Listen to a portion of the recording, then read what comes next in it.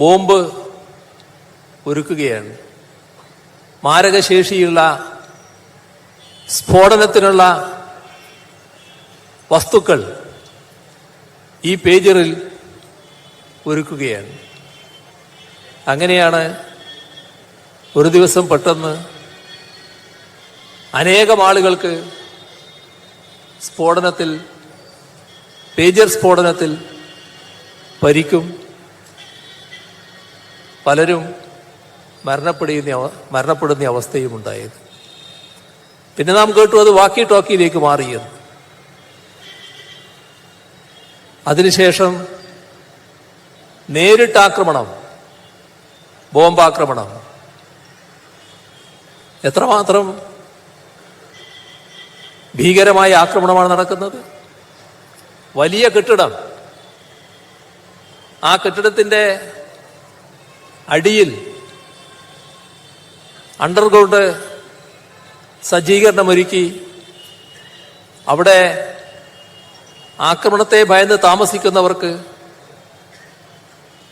അവരെ ലക്ഷ്യമിട്ടുകൊണ്ടുള്ള ബോംബാക്രമണം. കെട്ടിടമാകെ തകരുന്നു. അതിനകത്തുള്ളവരാകെ ഈ ഭൂമിക്കടിയിലുള്ള സങ്കേതത്തിൽ താമസിക്കുന്ന ആളുകളടക്കം കൊല ചെയ്യപ്പെടുന്നു. നീതിപൂർവമായൊരു കാര്യം നടന്നു എന്നാണ് ഇസ്രയേലിന്റെ പ്രതികരണം, അമേരിക്കയുടെ പ്രതികരണം. എന്തിനും പിന്തുണ കൊടുക്കാൻ അമേരിക്ക സന്നദ്ധം. അതിൻ്റെ ലെബനൻ സിറിയ അതിർത്തിയിൽ വലിയ തോതിൽ ബോംബിടുന്നു. ഇപ്പോ യമനിലേക്കും ആക്രമണം വ്യാപിപ്പിക്കുന്നുവെന്ന് കേൾക്കുന്നു. ഇതാണ് ലോകത്ത് സംഭവിച്ചുകൊണ്ടിരിക്കുന്നത്. ഇത്തരമൊരു അവസ്ഥ ലോകം അംഗീകരിക്കുന്നുണ്ടോ? ലോകം അംഗീകരിക്കുന്നില്ല എന്നതാണ് UN ഐക്യരാഷ്ട്രസഭയുടെ ജനറൽ അസംബ്ലി ചർച്ച ചെയ്ത കാര്യം കാണിക്കുന്നത്. ജനറൽ അസംബ്ലി മഹാഭൂരിപക്ഷത്തോടെ ഇസ്രയേലിനെതിരെ പ്രമേയം അംഗീകരിച്ചു. ഇസ്രയേൽ ഈ ആക്രമണം നിർത്തണമെന്ന് ആവശ്യപ്പെട്ടു. അധിനിവേശ പ്രദേശങ്ങളിൽ നിന്ന് പിൻവാങ്ങണം എന്നും ഐക്യരാഷ്ട്രസഭയുടെ ജനറൽ അസംബ്ലി ആവശ്യപ്പെട്ടു. അമേരിക്കയടക്കമുള്ള ഏതാനും ചില രാഷ്ട്രങ്ങൾ മാത്രമാണ് അതിനെ എതിർക്കാനുണ്ടായത്.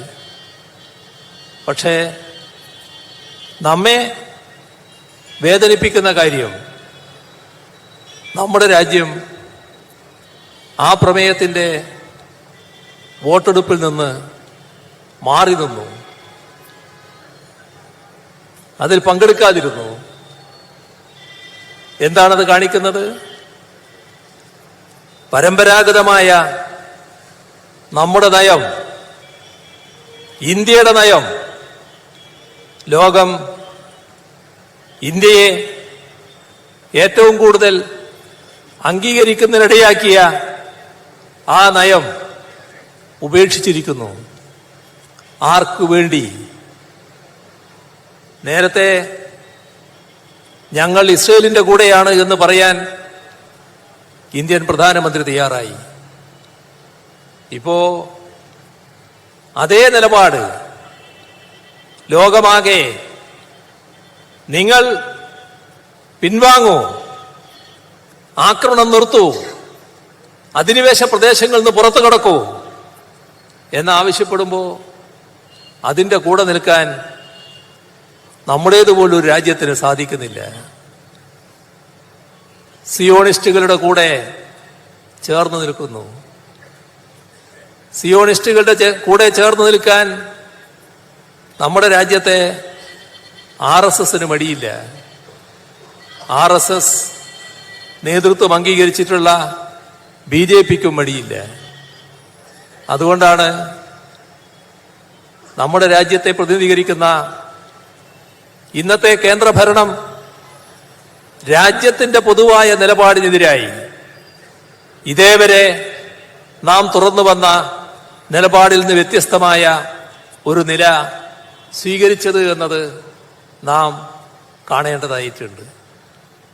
ഇത് അതീവ ഗൗരവമായ പ്രശ്നമാണ് എന്നത് നാം ഉൾക്കൊള്ളേണ്ട ഒരു പ്രധാന കാര്യമാണ് എന്നതാണ് ഇവിടെ ചൂണ്ടിക്കാണിക്കാനുള്ളത്. എന്തിനാണ് ഇത്തരത്തിലൊരു നിലപാട് ഇന്ത്യ സ്വീകരിക്കുന്നത്? ഇന്ത്യ പൂർണ്ണമായി അമേരിക്കക്ക് വിധേയമായി പൂർണ്ണ വിധേയത്വത്തിലേക്ക് നീങ്ങിക്കൊണ്ടിരിക്കുകയാണ്.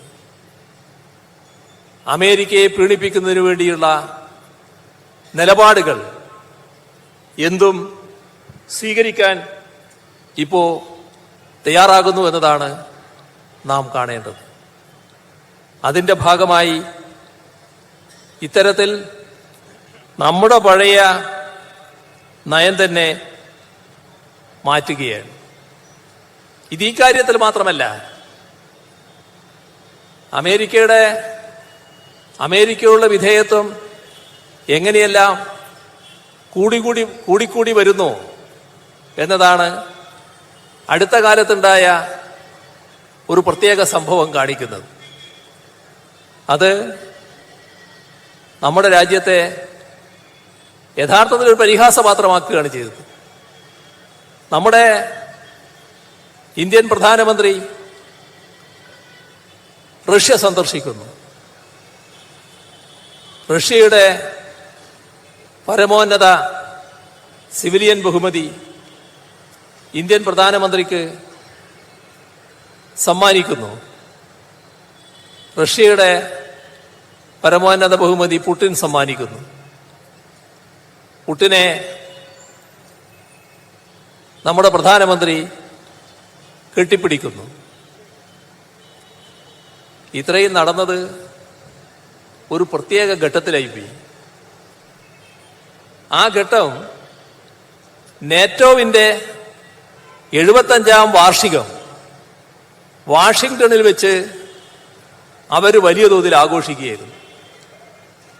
അപ്പൊ ആഘോഷിക്കുന്ന ഘട്ടത്തിലാണ് പുടിനെ മോദി കെട്ടിപ്പിടിക്കുന്നതും മോദിക്ക് പരമോന്നത സിവിലിയൻ ബഹുമതി പുടിൻ സമ്മാനിക്കുന്നത്.